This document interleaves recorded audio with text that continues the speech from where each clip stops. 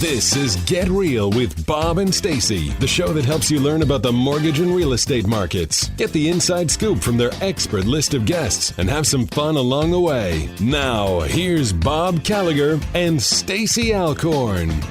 Thanks for joining us. You're listening to Get Real with Bob and Stacy. You're joining us for our first Leaders and Legends segment today. Our guest joining us by phone today is Danielle Tate. She's the founder of MissNowMisses.com and author of The Elegant Entrepreneur. Welcome to the show, Danielle. Thanks for having me. So beyond being an entrepreneur and a book writer, Danielle is also a wife, a mother, a Pilates devotee, and, of course, a name change expert in her spare time. Can you tell us why you wrote your book, Elegant Entrepreneur, The Female Founder's Guide to Starting and Growing Your First Company? Sure. I am very much an accidental entrepreneur. I spent the first 20 years of my life intending to be a doctor. And so I had this great idea for a business, but zero business background and even fewer computer skills. So I self-educated through all sorts of business books. And while I learned things, I never found a book that talked to me like an intelligent woman and didn't assume that I had an MBA. And so Elegant Entrepreneur is very much the book that I always wished for, one that gave 12 steps from idea to exit, but also talked about how it felt to be living those steps and provided insights from all sorts of female founders from the United States, like Barbara Corcoran from Shark Tank, from Donna Harris from 1776, the Global Incubator. And so I wrote it to get more women to start up and scale up their companies. So how can listeners tell if their idea is worthy enough to start a business? That's a great question, and a question that every person out there has. And so I created something called the Innovation Gauntlet, and it's on page 6, not chapter 6, and it's a series of questions to ask yourself. Is your idea truly innovative? Is there a large enough market? And are you providing enough value that people would switch from whatever they're using now to your product or your solution? Are some of the questions you should ask yourself. And all of those questions are interesting, but the one thing that I wonder is, don't you think some people just are not cut out for entrepreneurship? That's true. Entrepreneurship isn't for everyone. And so that very much ties into the how does it feel and what is it like to be an entrepreneur component of my book. I want women to really understand the process of building a company, how it feels, and what the lifestyle is, so they make a decision eyes wide open and don't do something they won't enjoy. Interesting. So how would you suggest someone, let's just say that somebody's listening today, they have a great idea, they have a full-time job, bills to pay. How do they leap into entrepreneurship? Well, I would tell them not to leap. I would tell them to tiptoe. So when I founded Miss Now Misses, I didn't quit my job as a sales rep. I sold cancer diagnostic equipment. I used evenings, weekends, and very unfun holidays to do the initial research to understand how large the market was and what solutions were available. So I would tell that listener, figure out who your market is and how many people there are and what they're looking for and what they're willing to pay. It's not fun, it's not glamorous, but the information that you collect will help you better understand whether you should make a leap, as you say, or if you should continue to tiptoe a little bit further to further validate before making a change. Okay, that's great. And I know at age 25, you bootstrapped your Miss Now Misses website. You ended up growing it into a multi-million-dollar enterprise. My question is, there's so many ways to start a business. So, for example, some people reading the book might want to bootstrap. Others might want to go out, find venture capital money or loan money in order to grow big faster. Do you offer insight to entrepreneurs on which direction they should go in regards to that? Yes, the funding chapter is one of the lengthier chapters because there are so many options. One that you didn't mention is crowdsourcing or crowdfunding your startup, and so things like Kickstarter are talked about in the book as well. I think the type of funding you look into is very dependent on your opportunity. If you have a niche or a passion, it's something that I think you should at least initially self-fund. But if you are going after an opportunity that's exploding and you need to scale and grab market share, then outside funding might be a better fit for what you're doing. Okay. And I know you talk in the book about like basically what the life of an entrepreneur looks like. Can you describe that? So if somebody's listening right now and let's just say you're working a 9-to-5 job, I think life is just very different as an entrepreneur. How would you say it's different? So I get out of bed every day and know that when I have a good idea, and I will have a good idea, it's part of how I structure my day, I need to implement that, and I have the power to implement that to grow my business. So instead of having an idea for a company you work for and, telling your boss and hoping it filters up and knowing that most likely it won't, you have the instant gratification of watching that idea happen and seeing the positive outcome from it. So if that makes you excited and happy, then entrepreneurship is something that you should consider. If that scares you or sounds terrible, then conversely, 9-to-5 might be a better fit. Right. Or if you don't like peanut butter and jelly sandwiches, going 3 months Bologna. without a paycheck.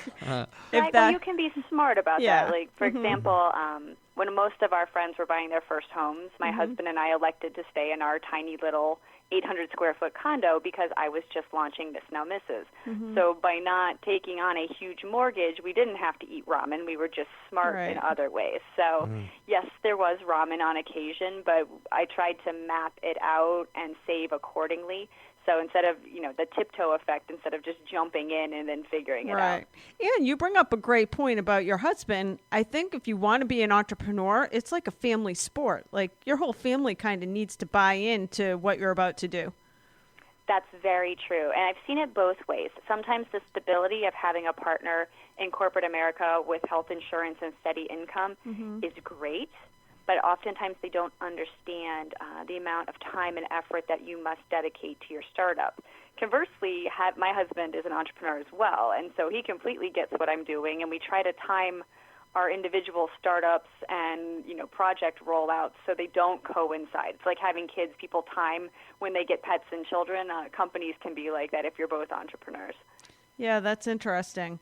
So before we go further, I do have some more questions. What is the best way for people to buy the book?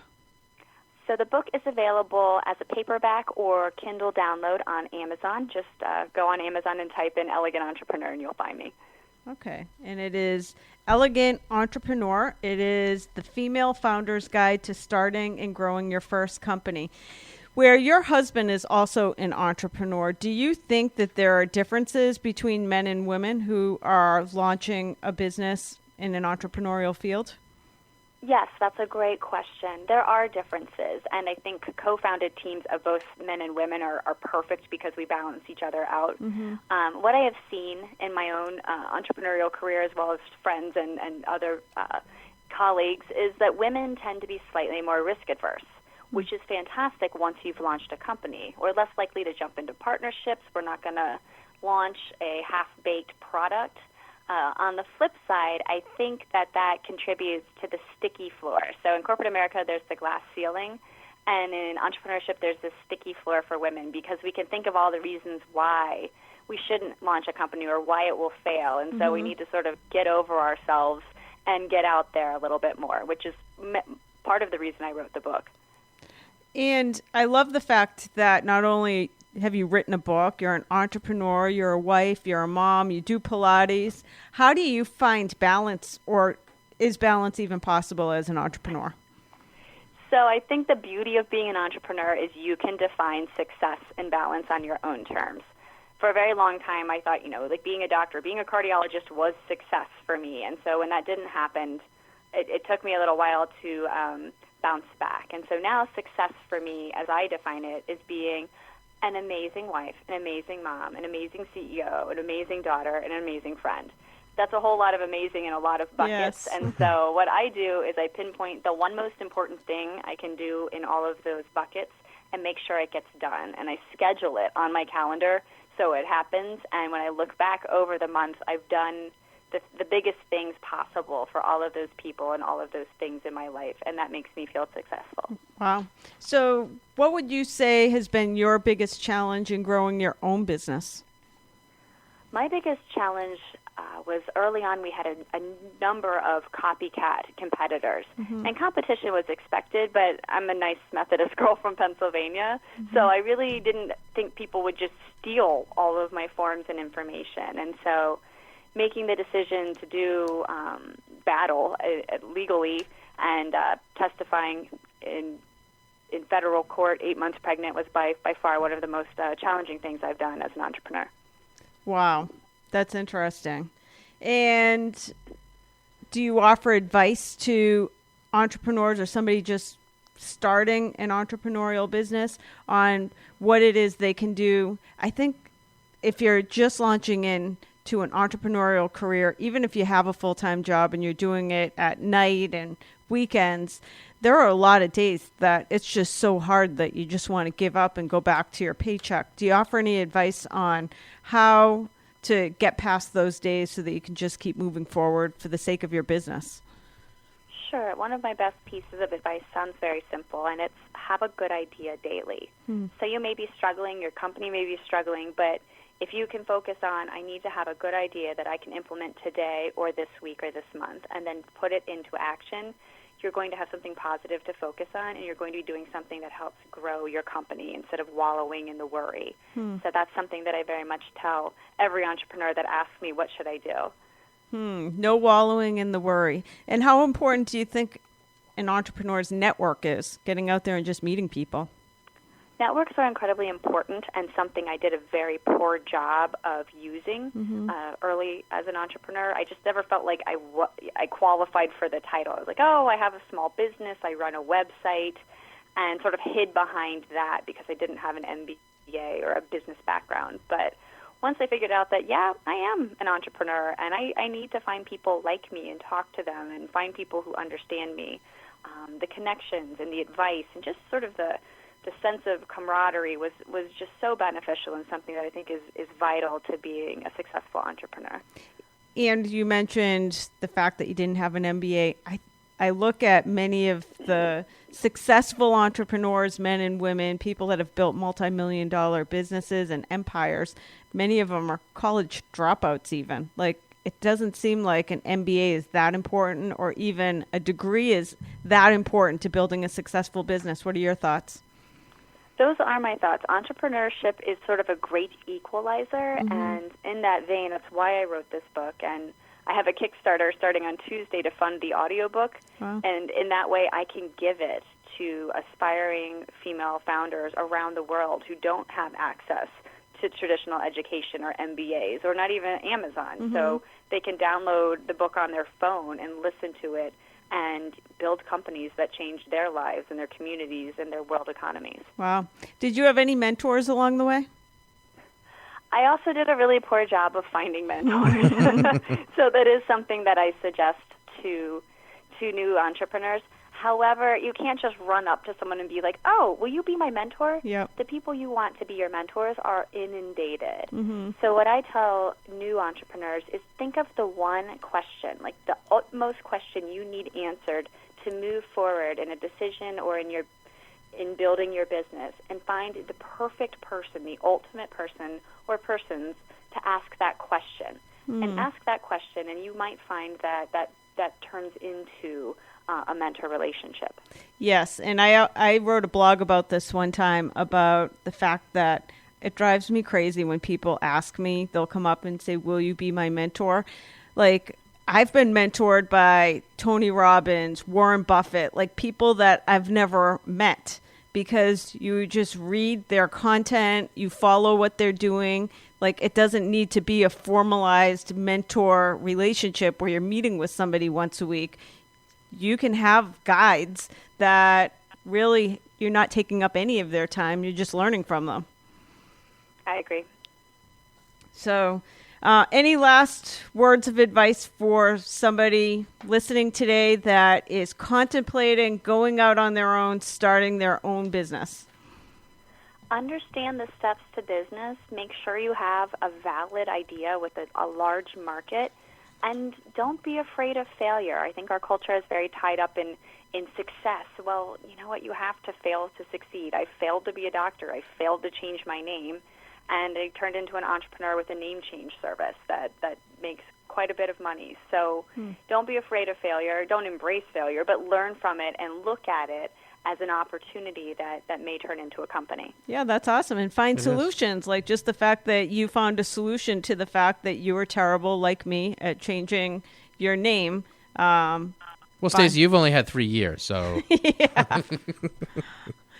But I think we should just mention the website, because who even knew that this existed? That's crazy. That really is that's a great idea. MissNowMisses.com for any women that recently married in the last decade that have not yet changed their name. Or you can also now go to MrsNowMiss.com. So if you're... Actually, it's Get Your Name Back. Oh, is it? Get your name back. I like that. That's awesome. GetYourNameBack.com. So if you're looking to change back from change back to your original name, we are lucky to say that Danielle Tate has it covered. So whether you're changing your name or if you're an entrepreneur, check out her book, Elegant Entrepreneur, the Female Founder's Guide to Starting and Growing Your First Company. Thank you for joining us today.